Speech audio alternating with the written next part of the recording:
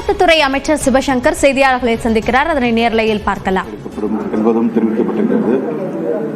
Bike டாக்ஸியை பொறுத்தவரை ஒன்றிய அரசு கொண்டு வந்திருக்கின்ற நடைமுறைகள், நமக்கான சில விதிமுறைகள் எல்லாம் சரிபார்த்து மீண்டும் அவற்றை வரைமுறைப்படுத்துவதற்கான நடவடிக்கை துவங்குவதற்கான அந்த தகவலையும் அவர்களுக்கு தெரிவித்திருக்கின்றோம். எனவே மாண்புமிகு முதலமைச்சர் அவர்களுடைய கவனத்திற்கு ஒட்டுமொத்தமாக இவற்றை எல்லாம் கொண்டு சென்று அவற்றை மீது என்ன நடவடிக்கை எடுப்பது என்பதனை அறிவுரை பெற்று இதற்கான தீர்வை சொல்வதாக அறிவித்திருக்கின்றோம்.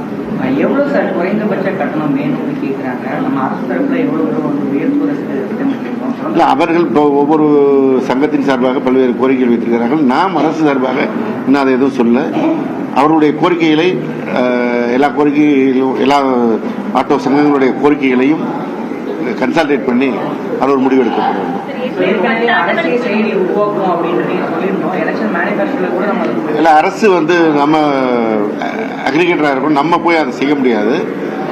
அதனால் இந்த சென்னை மாநகரத்துடைய அனைத்து போக்குவரத்தையும் ஒருங்கிணைக்கின்ற அமைப்பாக இந்த ஏற்படுத்தப்பட்டிருக்கின்ற கும்தா மூலமாக அவற்றை நடைமுறைப்படுத்துவதற்கான நடவடிக்கை எடுக்கப்படும். அதற்கான நடவடிக்கை எடுக்கப்படுகிறது.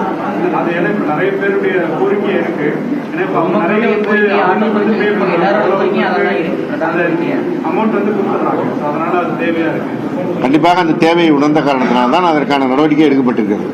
இப்ப 50 ரூபாய் அந்த கட்டணம் அப்படிங்கிறது நியாயமா பாக்குறீங்களா? அவங்களுடைய தரப்புல பொதுமக்களுடைய கருத்து கேட்கப்படுமா? அது இப்பதானே கூட்டம் முடிச்சிருக்க உடனே நாங்க அந்த முடிவு எடுக்க முடியாது.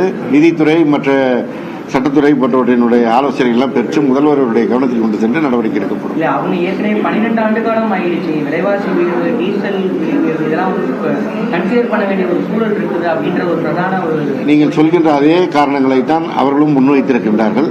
எனவே அந்த காரணங்களை கவனத்தில் கொண்டு நடவடிக்கை எடுக்கப்படும்.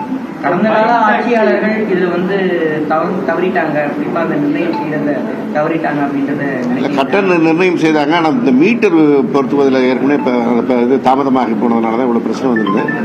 நம்முடைய அரசு அமைந்த பிறகு கொரோனா காலம், அதற்கு பிறகு வெள்ளம், புயல் என்று பல்வேறு பிரச்சனைகளை சந்தித்த இடையில இந்த குறித்தும் பல்வேறு ஆலோசனை நடைபெற்றது. இப்பொழுது அடுத்த கட்டத்திற்கு போயிருக்கிறோம். பைக் டாக்ஸி செயல்பாட்டினால ஆங்காங்கே ஏற்படக்கூடிய விபத்துகளுக்கான இழப்பீடு, காப்பீடு அது வாங்குறதுல பல சிக்கல்கள் இருக்குது. சட்டத்துல பல சிக்கல்கள் இருக்கக்கூடிய நிலையில அதோடைய செயல்பாடை எப்படி நம்ம கட்டுப்படுத்த போறோம்? அதாவது ஒரு உலகளாவிய பிரச்சனை, இங்க மாத்திரம் அந்த பிரச்சனை வரவில்லை. உலகத்தின் பல்வேறு நாடுகளில் இது நடைமுறைக்கு வந்திருக்கிறது.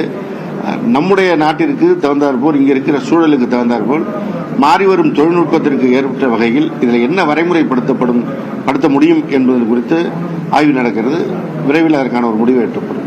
பைக் டாக்ஸி ஓட்டுறவங்களுக்கு எல்லோ அப்படின்ற ஒரு விதிமுறைக்கான வாய்ப்பு இருக்கா? அப்படி கொடுத்தா இந்த பிரச்சனை ஒன்றிய அரசு அதற்கான வரைமுறையை சொல்லியிருக்கிறாங்க.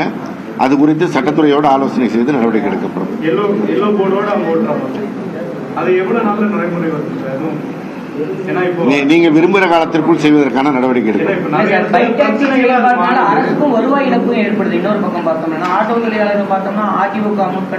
இதையெல்லாம் கருத்தில் கொண்டுதான் தாய்மானவன் போன்றவருடைய கருத்துக்களை நாங்கள் கவனத்தில் கொண்டு இந்த நடவடிக்கை எடுத்திருக்கிறோம். இன்றைய கூட்டம் நடைபெற்றிருக்கின்றது. நன்றி. நன்றி.